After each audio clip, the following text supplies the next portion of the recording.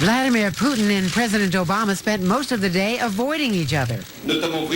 At lunch, separated by a long table, two queens and the French president. Ladies and gentlemen, this is David Carter for WCBS in New York. We are awaiting the president's arrival.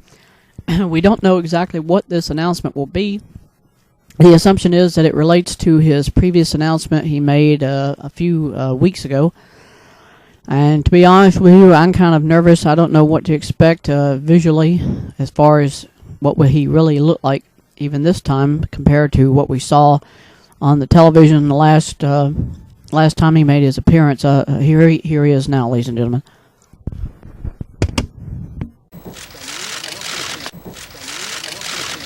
Well, good evening again to you all, my fellow subjects. I'm a little out of breath. I've just returned on Air Force One in the last half hour from I can't be secretive about this. I mean, you already know what it's about. I met with Raul Castro, amongst others, with Vladimir Putin and other leaders of those known communist countries of the world who agree, as I do, that the time has come for us all to join together as a global government to embrace each other's philosophies of communism and socialism for the benefit of all in the world. The financial bank systems, as I mentioned in my earlier speech this week, have already begun the transition into a global currency.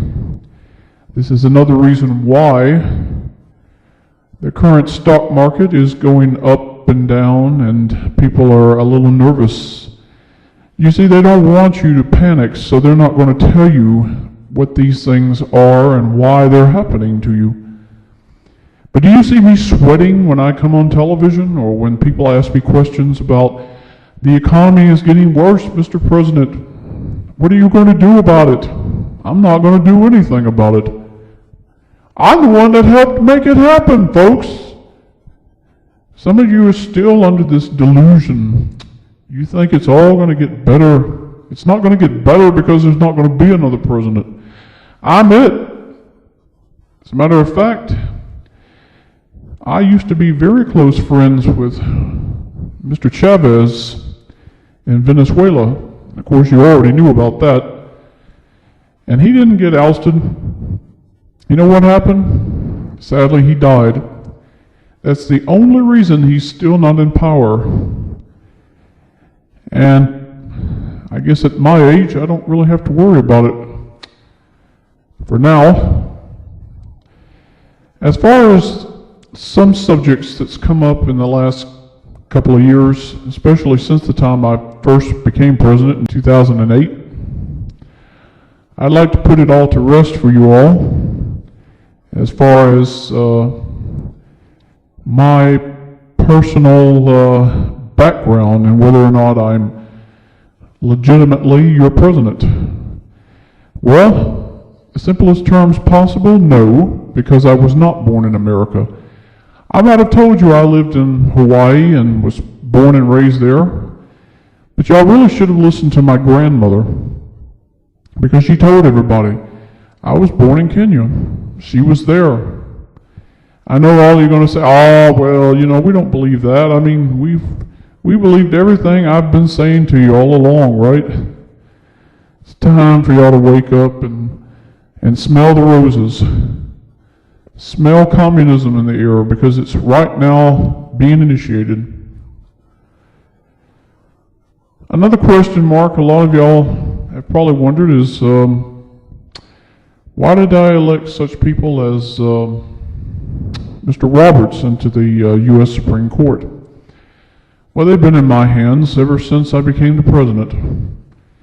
This is a group of judges who adhere to and hear every word I say to them. So when I'm not behind the camera or in front of it talking to you, I am over at the U.S. Supreme Court building telling them, this is what I expect of you this time. We don't want y'all saying nothing more except for what you hear from my office. You're not here to do anything else. Now, a lot of these talk show hosts, I've been hearing you guys on the radio, and y'all got it right on the nose. They're not there to do anything. As a matter of fact, Roberts and several other justices try to say that certain parts of my Obamacare law, or the Fair Health Care law, whichever way you want to say it, that the Congress tried to change certain aspects of it.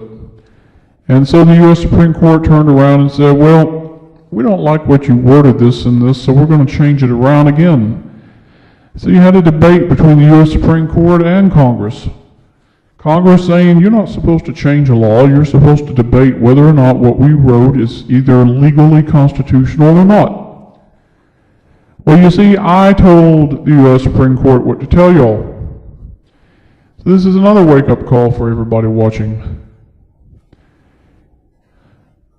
I just cannot believe how everybody has accepted everything I've told them as being true. For 7 years, it's been going on now, folks, and I told you this earlier this week. You're not thinking because that's the way I want it. Everything now is working exactly according to my plans. Everything is exactly on schedule. Putin has told me the same thing. Everybody. They're so surprised at how our nation has given in to every single aspect of what I have initiated since 2008. You have accepted it. You have complied with it. You have submitted to it. And for those small groups of resistance, I only can say this.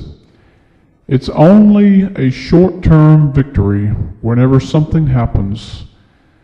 If you can get any headway at all, it's only short-lived. Because I'm not going anywhere as president of this country. I'm staying right where I am. And for Rush Limbaugh, for Sean Hannity, for all the other talk show hosts on radio, I would say this. You might be able to tell the truth, but will the public listen? Will the public do anything in retaliation? No, because there's more than half of this country who are already submissive and accepting everything that I've done. So there's nothing more for anybody to do except give up, accept communism, accept what you now have, because it's all there is. You're not going to get anything else, folks. I'm sorry to say this. If you have a difference of opinion, it doesn't mean squat anymore. Everybody now has to comply with my feelings, my judgments, everything. Somebody recorded a rather audio track of mine some time ago, perhaps maybe last year, and they were asking me questions, and I was saying, it's my decision and it's my government. So obvious. It was a unanimous decision among my principals in my government. And yet nobody picked up on it. They just kind of breezed over that little comment and said, oh, he's just talking. He doesn't mean nothing by that. While we're talking about journalism, if anybody remembers Barbara Walters, when I won the re-election in 2012, if you recall this statement that she made, she said this, you know, we thought in 2008 that Obama was our Messiah. He was the answer everybody was looking for. Why did she say that? I'll tell you why she said it. Because she was already under my control. She said, We need Obama because change is what everybody wants in America. Change that everybody can believe in. That was my campaign. And there's a guy that keeps coming on periodically, Joe the Plumber. Everybody remembers the confrontation that I had with this gentleman, and that was during my campaign the first time that I ran. And nobody even clicked on it then. You just said the same thing over and over again. This is just a disgruntled American. Should have listened, folks. He was telling the truth. I did take what was yours and I've given it to other people. But really, it's not fair because you don't think of the fact that these people have worked all their lives for what they had. And now I've taken it away from them. Now I've given it to people who really don't want to work. That's the truth. People don't want to work. That's why our food stamp program is totally oversaturated with people who are using it. Because the majority of them, they either don't want to work or they were laid off. Some reason or another, they lost the job they had. And it could probably be because so many companies now are actually moving out of the United States to other countries that actually have lower wages. Cheaper labor means cheaper prices on the manufacturing of products. I've already instigated a kind of a campaign of revenge on those companies. I'm telling them, you go outside this country, I'm going to tax you out of business because I want to make it so completely unprofitable for you to do this. You won't have any other recourse but to come right back here to America to make those products. Beyond that, there's other obvious facts that's going on in our country right now. I've militarized the entire police forces of this country. The Fraternal Order of Police is now a militarized organization. They finance and fund all police departments with military fatigues, military equipment, everything that they have to have for the inevitable outcome of what we're going through, what I'm initiating. What is that? Riots. You had a taste of it earlier this year and last year. We had all those shootings happening with the police shooting down my fellow black brothers and sisters. Well, now you don't hear that anymore.